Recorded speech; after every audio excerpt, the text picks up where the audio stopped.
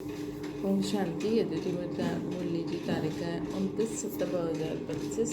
अॼु मिठा बाप चवंदा मीठी मीठे ॿार हिन शरीर जी वैल्यू तेसिताईं आहे जॾहिं हिन में आत्मा आहे, आत्मा प्रवेश करे। लेकिन सजावट शरीर जी थींदी आहे, आत्मा जी न।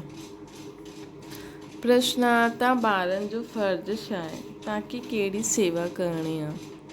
उत्तर आहे तव्हांजो फ़र्ज़ु आहे पंहिंजे हमजीन्स खे नर सां श्री नारायण, नारी सां श्री लक्ष्मी ठहिण जी युक्ति ॿुधाइणो आहे। तव्हांखे हाणे भारत जी सची रूहानी सेवा करणी आहे। तव्हांखे ज्ञान जो टियों नेत्र मिलियो आहे जो तव्हांजी बुद्धि ऐं चलन ॾाढी रिफाइन थियणी खपे। त तव्हांजी बुद्धि ऐं चलन ॾाढी रिफाइन हुजणी खपे, कंहिंमें बि मोह जरा बि न हुजे। गीता नैनहीन खे राह ॾेखारियो। ओम शांति, डबल ओम शांति। तव्हां ॿारनि खे रिस्पॉन्ड करिणो खपे ओम शांति। असांजो स्वधर्म आहे शांति। तव्हां हाणे शांति जे लाइ थोरी काॾे वेंदा। मनुष्य मन जी शांति जे लाइ साधु संतनि वटि वेंदा आहिनि। हाणे मन बुद्धि त आत्मा जा ऑर्गन्स आहिनि। जीअं इहे शरीर जा ऑर्गन्स आहिनि वैसे मन बुद्धि ऐं चक्षु। हाणे चक्षु जीअं नैन आहे वैसे उहो न आहे, है न। चईंदा आहिनि हे प्रभु नैनहीन खे राह ॾेखारियो। हाणे प्रभु व ईश्वर चइण सां उहो बाप जो लव न ईंदो आहे। बाप सां त ॿारनि खे वरसो मिलंदो आहे न। हिते त तव्हां बाप जे साम्हूं वेठा आहियो, पढ़ंदा बि आहियो। तव्हांखे केरु पढ़ाईंदो आहे। तव्हां हीअं न चईंदा कि परमात्मा व प्रभु पढ़ाईंदा आहिनि। तव्हां चईंदा असांखे शिव बाबा पढ़ाईंदा आहिनि, है न। तव्हां छा चईंदा कि असांखे शिव बाबा पढ़ाईंदा आहिनि। बाबा अक्षर त बिल्कुलु सिंपल आहे बि बाप दादा। तव्हांखे केरु पढ़ाईंदो आहे। तव्हां चईंदा कि परमात्मा व प्रभु असांखे पढ़ाईंदा आहिनि। तव्हां चईंदा शिव बाबा पढ़ाईंदा आहिनि।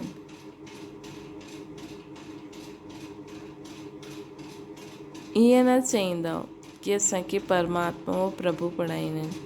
असां छा चईंदासीं शिव बाबा पढ़ाईंदा आहिनि। बाबा अक्षर बिल्कुलु सिंपल आहे न, आहे बि बाप दादा। आत्मा जो आत्मा खे आत्मा ई चइबो आहे। वैसे परमात्मा आहे न, उहो चईंदा आहिनि मां परमात्मा यानी परमात्मा आहियां, तव्हांजो बाप। पोइ मुंहिंजे परमात्मा जो ड्रामा अनुसार नाम रखियलु आहे शिव। ड्रामा में सभिनि जो नाम बि खपे न। शिव जो मंदिर बि आहे। भक्ति मार्ग वारनि त हिक जे बदिले अनेक नाम रखी छॾिया आहिनि। पोइ ढेर जा ढेर मंदर ठाहींदा रहंदा आहिनि। चीज़ त हिकु ई आहे न। सोमनाथ जो मंदरु केॾो वॾो आहे, केतिरो सजाईंदा आहिनि। महिला आदि जी बि केतिरी सजावट रखंदा आहिनि। आत्मा जी त कोई सजावट न आहे। वैसे परमात्मा जी कोई सजावट न आहे, उहो त बिंदी आहे न। बाक़ी जो बि सजावट आहे उहो शरीरनि जी आहे। बाप चईंदा आहिनि न असांजी सजावट आहे न आत्माउनि जी सजावट।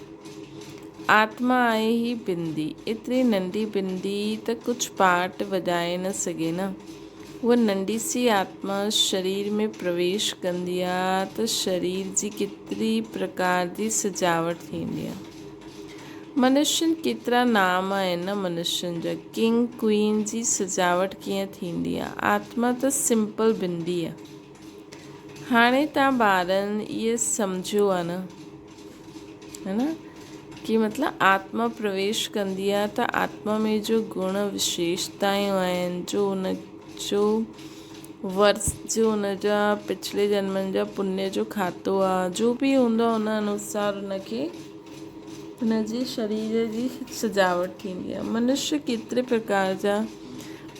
जा केतिरे प्रकार जा नाम आहिनि। किंग क्वीन जी सजावट कीअं थींदी आहे। आत्मा त सिंपल वेंदी आहे। हाणे तव्हां ॿारनि इहे सम्झो, आत्मा ई ज्ञान धारण कंदी आहे। बाबा चवंदा आहिनि मुंहिंजे में बि ज्ञान आहे न, शरीरनि में थोरी ज्ञान हूंदो आहे।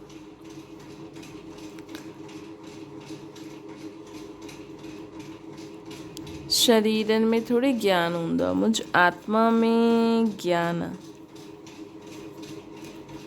मूंखे इहो शरीर वठिणो पवंदो आहे तव्हांखे ॿुधाइण लाइ। शरीर बिगैर त तव्हां ॿुधी न सघो। हाणे इहे गीत ठाहियो आहे, नैनहीन खे राह ॿुधायो। छा शरीर खे राह ॿुधाइणी आहे? न, आत्मा खे राह ॿुधाइणी आहे। आत्मा ई पुकारदी आहे न। शरीर खे त 2 नेत्र आहिनि, टियों त न आहे न। टियों नेत्र जो हिते मस्तक तिलक बि ॾींदा आहिनि। कोई सिर्फ़ु बिंदी मुआफ़िक ॾींदा आहिनि, कोई लकीर निकारंदा आहिनि। बिंदी त आत्मा आहे न, बाक़ी ज्ञान जो टियों नेत्र मिलंदो आहे। आत्मा खे पहिरियों इहे ज्ञान जो टियों नेत्र न हुयो। कोई बि मनुष्य मात्र खे ज्ञान न आहे, हिन करे ज्ञान नेत्रहीन चइबो आहे। है न, कोई बि मनुष्य मात्र खे इहे ज्ञान न आहे। आत्मा जो टियों नेत्र, आत्मा खे टियों नेत्र मिलियो आहे। आत्मा खे पहिरियों इहे ज्ञान जो टियों नेत्र न हुयो।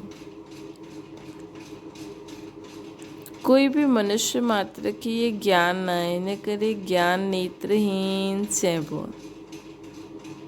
हिन करे ज्ञान नेत्रहीन चइबो आहे। बाक़ी इहे अखियूं त सभिनि खे आहे। सॼी दुनिया में कोई खे इहे टियों नेत्र न आहे।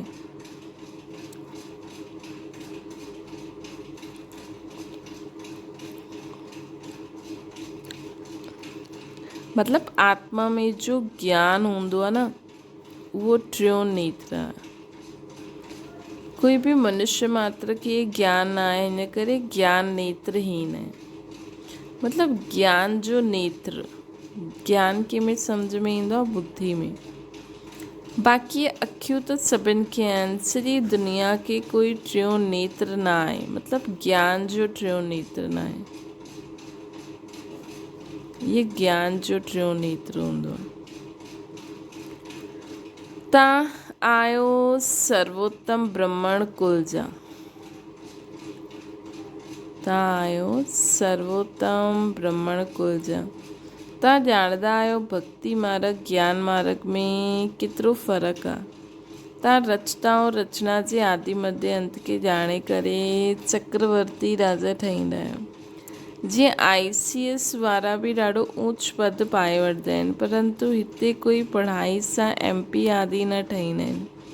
हिते त चुनाव थींदा आहिनि, वोट्स ते MP आदि ठहींदा आहिनि। हाणे तव्हां आत्माउनि खे बाप जी श्रीमत मिलंदी आहे। ॿियो कोई बि हीअं न चईंदो कि असां आत्माउनि खे मत ॾींदा आहियूं। उहे त सभु आहिनि देह अभिमानी। बाप ई अची करे देही अभिमानी ठाहिण सिखलाईंदा आहिनि। सभु देह अभिमानी आहिनि। मनुष्य शरीर जो केतिरो भपको रखंदा आहिनि। हिते त बाप आत्माउनि खे ई ॾिसंदा आहिनि। शरीर त विनाशी आहे न, वर्थ नॉट अ पेनी आहे। जानवरनि जी त पोइ बि खाल आदि बिकदी आहे। मनुष्यनि जो शरीर त जीअं कम जो ई न ईंदो, कम में ई न ईंदो आहे। हाणे बाप अची करे वर्थ पाउंड ठाहिनि था। तव्हां ॿार ॼाणंदा आहियो हाणे असां देवता ठहूं था त न इहो नशो चढ़णो खपे, परंतु इहो नशो बि नंबरवार पुरुषार्थ अनुसार रहंदो आहे। धन जो नशो हूंदो आहे न। हाणे तव्हां ॿार ॾाढा धनवान ठहींदा आहियो, तव्हांजी ॾाढी कमाई थिए थी न। तव्हांजी महिमा बि अनेक प्रकार जी आहे। तव्हां फूल जो बगीचो ठाहींदा आहियो, फूलनि जो। सत्य खे चइबो आहे गार्डन ऑफ फ्लावर्स। इन जो सैम्पलिंग कॾहिं लॻंदो आहे इहो बि कंहिंखे पतो न आहे। तव्हांखे बाप सम्झाईंदा आहिनि, सॾ बि इहा कंदा आहिनि, हे भॻवान अचो। उन्हनि खे माली न चईंदासीं, माली तव्हां ॿार आहियो जो सेंटर संभालंदा आहियो। माली अनेक प्रकार जा हूंदा आहिनि। बागवान हिकु ई आहे। मुगल गार्डन जे माली खे पघार बि एतिरो वॾो मिलंदो हूंदो। बगीचो अहिड़ो सुंदर ठाहींदा आहिनि जो सभु ॾिसण ईंदा आहिनि। मुगल माण्हू ॾाढा शौक़ीन हूंदा आहिनि। उन्हनि जी स्त्री मरी त ताजमहल ठाहियो, उन्हनि जो नाम हलियलु ईंदो आहे। केतिरा सुठा सुठा यादगार ठाता आहिनि। त बाप सम्झाईंदा आहिनि मनुष्य जी केतिरी महिमा थींदी आहे। मनुष्य त मनुष्य ई आहे न। लड़ाई में ढेर जा ढेर मनुष्य मरंदा आहिनि, पोइ छा कंदा आहिनि? घासलेट पेट्रोल आदि विझी करे ख़लास करे ॾींदा आहिनि। कोई त ईअं ई पिया हूंदा आहिनि, दफ़न थोरी कंदा आहिनि। कुझु बि मान न आहे। त हाणे तव्हां ॿारनि खे केतिरो नारायणी नशो चढ़णो खपे। इहे विश्व जे मालिकपन जो नशो आहे। सत्यनारायण जी कथा आहे त ज़रूरु नारायण ई ठहींदा न। आत्मा खे ज्ञान जो टियों नेत्र मिलंदो आहे। ॾियण वारो बाबा आहे। तीजड़ी जी कथा बि आहे। इन सभिनि जो अर्थ बाप वेई सम्झाईंदा आहिनि। कथा ॿुधाइण वारा कुझु बि न ॼाणंदा आहिनि। अमर कथा बि ॿुधाईंदा आहिनि। हाणे अमरनाथ काथे दूर दूर वेंदा आहिनि। बाबा त हिते अची करे असांखे ॿुधाईंदा आहिनि। मथे में त न ॿुधाईंदा न, हुते थोरी पार्वती खे वेई अमर कथा ॿुधाई। इहे कथायूं आदि जो ठातियूं आहिनि, इहे बि ड्रामा में नूंदा आहिनि। पोइ बि थींदो। बाप वेई तव्हां ॿारनि खे भक्ति ऐं ज्ञान जो कॉन्ट्रास्ट ॿुधाईंदा आहिनि। हाणे तव्हांखे ज्ञान जो टियों नेत्र मिलियो। चईंदा आहिनि हे प्रभु अंधनि खे राह ॾेखारियो। भक्ति मार्ग में पुकारंदा आहिनि। बाबा अची करे टियों नेत्र ॾींदा आहिनि।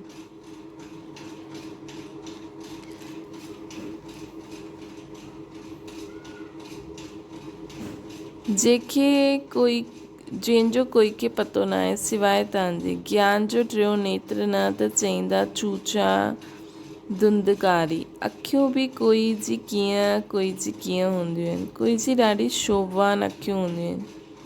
पोइ हुन ते इनाम बि मिलंदो आहे। पोइ नाम रखंदा आहिनि मिस इंडिया, मिस फलानी। तव्हां ॿारनि खे हाणे बाप छा खां छा ठाहींदा आहिनि। हुते त नेचुरल ब्यूटी रहंदी आहे। श्री कृष्ण जी एतिरी महिमा छो आहे?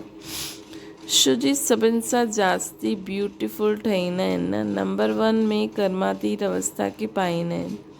इन करे नंबर 1 में गायन आहे। इहे बि बाप वेई सम्झाईंदा आहिनि। बाबा बार बार चईंदा आहिनि ॿार मनमना भव। हे आत्माऊं पंहिंजे बाप खे यादि करो। ॿारनि में बि नंबरवार त हूंदा आहिनि न। ॿारनि में बि नंबरवार त हूंदा आहिनि न।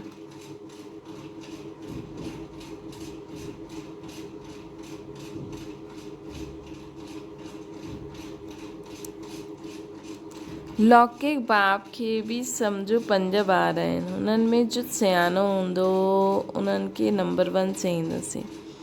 माला जो दाणो हूंदो न, चईंदा इहे 2 नंबर में आहे, इहे 3 नंबर में आहे। हिकु जहिड़ा कॾहिं न हूंदा आहिनि। बाबा जो प्यार बि नंबरवार हूंदो आहे।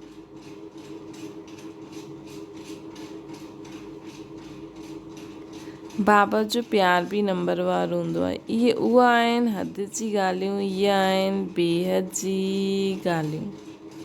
जंहिं ॿारनि खे ज्ञान जो टियों नेत्र मिलियो हुन जी बुद्धि ऐं चलन आदि ॾाढी रिफाइंड हूंदी आहे।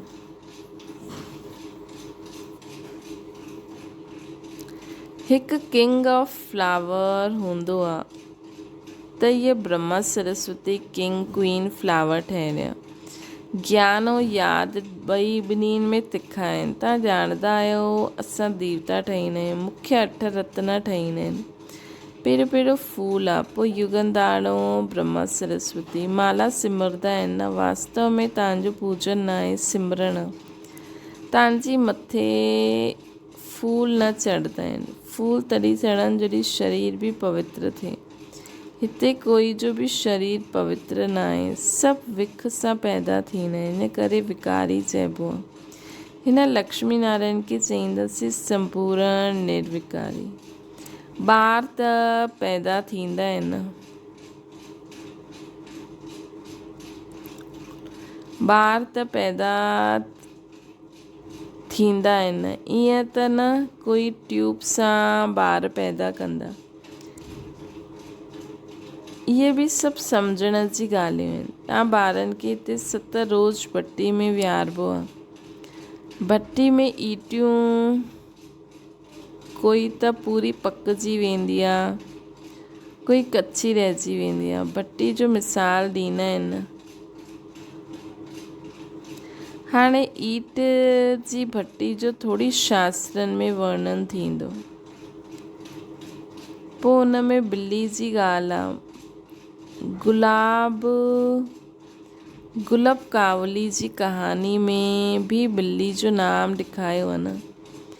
दीवे खे बुझाए ॾींदा आहिनि, तव्हांजो बि इहो हाल थींदो आहे। माया ॿिली विघ्न विझंदी आहे, तव्हांजी अवस्था खे किराए ॾींदी आहे। देह अभिमान में पहिरियों नंबर, पोइ ॿिया विकार ईंदा आहिनि। मोह बि ॾाढो हूंदो आहे न। बच्ची चए मां भारत खे स्वर्ग ठाहिण जी रूहानी सेवा कंदमि। मोहवश माउ बाप चईंदा आहिनि असां अलाउ न कंदासीं। इहे केतिरो मोह आहे। तव्हांखे मोह जी ॿिली या ॿिलो न ठहिणो। तव्हांजी एम ऑब्जेक्ट इहा आहे। बाबा अची करे मनुष्य खां देवता, नर खां नारायण ठाहींदा आहिनि।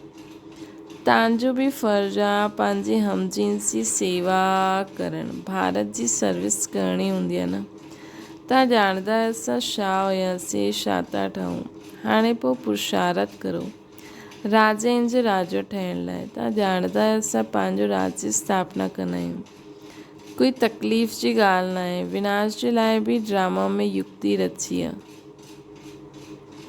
अॻियां बि मूसलनि सां लड़ाई लॻी हुई। हाणे तव्हांजी पूरी तयारी थी वई आहे। सभु फूल ठही वेंदा, तॾहिं विनाश थींदो।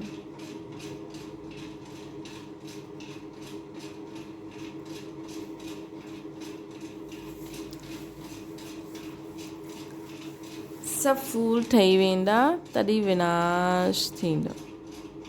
कोई किंग ऑफ फ्लावर, कोई गुलाब, कोई मोतिया, हर हिकु पंहिंजी की सुठी रीति सम्झी सघंदा आहिनि असां अक आहियूं या फूल। तो फ्लावर्स जा ॾिसो केॾा वैराइटी हूंदी आहे। त एतिरा अनेक प्रकार जा फ्लावर्स सभु ठही वेंदा।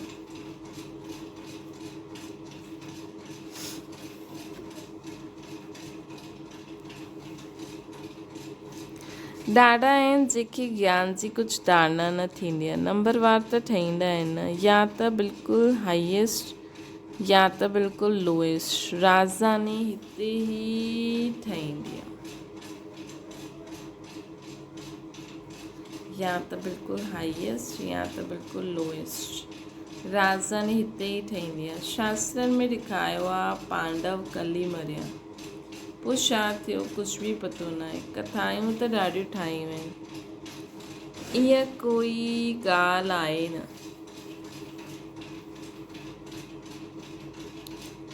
ईअं कोई ॻाल्हि आहे न। हाणे तव्हां ॿार केतिरा स्वच्छ बुद्धि ठहींदा आहियो। बाबा तव्हांखे ॾाढे प्रकार सां सम्झाईंदा रहंदा आहिनि। केतिरो सहज आहे न।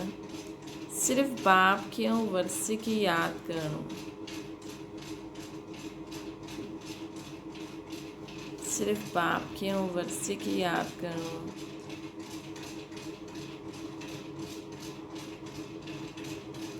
बाप चईंदा आहिनि मां ई पतित पावन आहियां। तव्हांजी आत्मा और शरीर पतित आहे न। हाणे पावन ठहिणो आहे। आत्मा पवित्र ठहींदी त शरीर बि पवित्र ठहींदो। हाणे तव्हांखे ॾाढो महिनत करणी आहे। बाबा चईंदा आहिनि ॿार ॾाढा कमज़ोर आहिनि, यादि भुलिजी वेंदा आहिनि। बाबा ख़ुदि पंहिंजो अनुभव ॿुधाईंदा आहिनि। भोजन ते यादि कंदो आहे, शिव बाबा असांखे खिलाईंदा आहिनि, पोइ भुलिजी वेंदा आहिनि। पोइ स्मृति में ईंदो आहे। तव्हां में बि नंबरवार पुरुषारत अनुसार आहे। कोई त बंधन मुक्त हूंदे हुए बि फसी मरदा आहिनि। धर्म जा ॿार ठाहे ॾींदा। हाणे त ॿारनि खे ज्ञान जो टियों नेत्र ॾियण वारो बाप मिलियो आहे। इन जो पोइ नाम ॾिनो आहे तीजड़ी जी कथा। बाबा जो असांखे ज्ञान जो टियों नेत्र ॾिनो अथई न, ज्ञान जे टे नेत्र खे नाम ॾिनो आहे तीजड़ी जी कथा, टियों नेत्र मिलण जी कथा।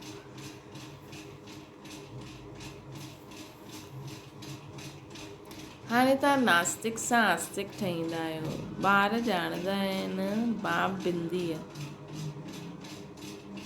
ज्ञान जो सागर। हू त चई ॾींदा आहिनि नाम रूप सां न्यारो आहे। अरे ज्ञान जो सागर त ज़रूरु ज्ञान ॿुधाइण वारो हूंदो न। इन्हनि जो रूप बि लिंग ॾेखारींदा आहिनि, पोइ उन्हनि जो नाम रूप सां न्यारो कीअं चईंदासीं, है न। इन्हनि जो रूप बि लिंग ॾेखारींदा आहिनि, पोइ उन्हनि खे नाम रूप सां न्यारो कीअं चईंदासीं। शिव बाबा खे सैकड़ो नाम रखी छॾिया आहिनि शिव बाबा जा। ॿारनि जी बुद्धि में इहो सॼो ज्ञान सुठी रीति रहणो खपे। चईंदा बि आहिनि परमात्मा ज्ञान जो सागर आहे। सॼो जंगल कलम ठाहियो त बि अंत खे पाए न सघंदो, एॾो ज्ञान आहे शिव बाबा में। अच्छा मीठी मीठी सिकी लॻे ॿारनि प्रति माता पिता बाप दादा जो यादि प्यार ऐं गुड मॉर्निंग। रूहानी बाप जी सभिनि रूहानियुनि ॿारनि खे नमस्ते। असांजी बि रूहानी माता पिता बाप दादा खे यादि प्यार गुड मॉर्निंग और नमस्ते। धारणा जे लाइ मुख्य सार। हाणे बाप द्वारा वर्थ पाउंड ठहिया आहियो, हम सो देवता ठहिण वारा आहियूं। हिन नारायणी नशे में रहणो आहे। बंधन मुक्त ठही सेवा करणी, बंधन मुक्त ठही करे सेवा करणी आहे। बंधननि में फसणो न आहे, है न। बाबा चवनि था बंधन मुक्त ठही सेवा करो, बंधननि में फसो न।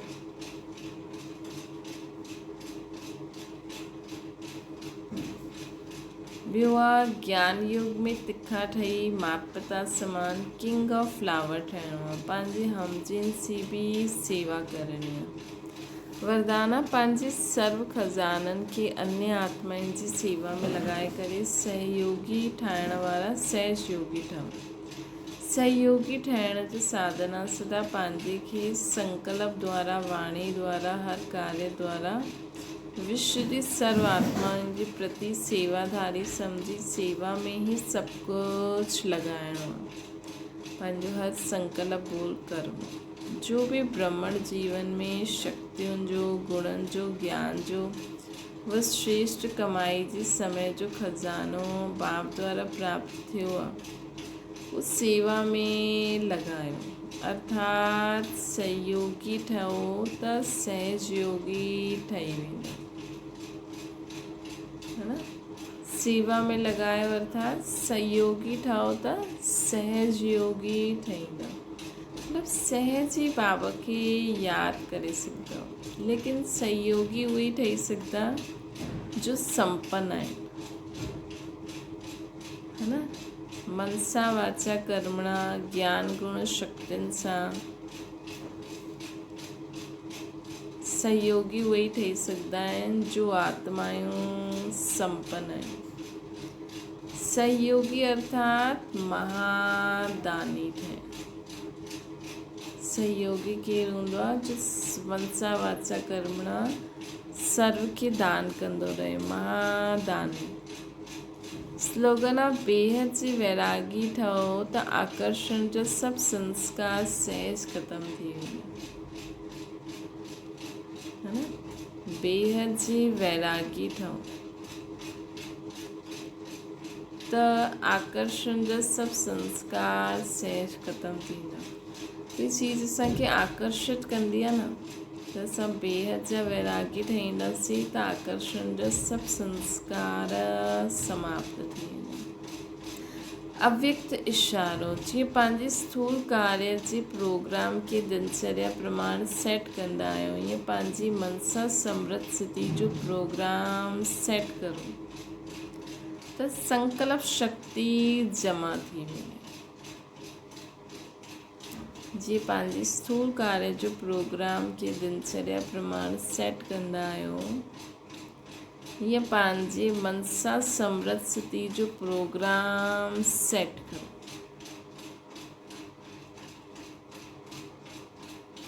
त संकल्प शक्ति जमा थी वेंदी है न। जीअं स्थूल कार्य जे प्रोग्राम खे दिनचर्या प्रमाण सेट कंदा आहियूं, मन सां समृद्ध स्थिति जो प्रोग्राम सेट करो त संकल्प शक्ति जमा थी वेंदी। पंहिंजे मन खे समृद्ध संकल्प में विझी रखंदव त मन खे अपसेट थियण जो समय ई न मिलंदो है न। मन अपसेट थी वेंदो न कंहिं ॻाल्हि में। त अगरि असां समृद्ध संकलन में बिज़ी रहंदासीं त मन जो अपसेट थियण जो समय ई न मिलंदो। मन सदा सेट अर्थात एकाग्र आहे त सुठा वाइब्रेशन फैलंदा रहंदा। सुठा वाइब्रेशन फैलनि, ये सभिनि खां वॾी सेवा आहे कि असां द्वारा पूरे विश्व में सुठा वाइब्रेशन फैलनि ज्ञान गुण शक्तियुनि जा। अच्छा, ओम शांति। बाबा की याद करो।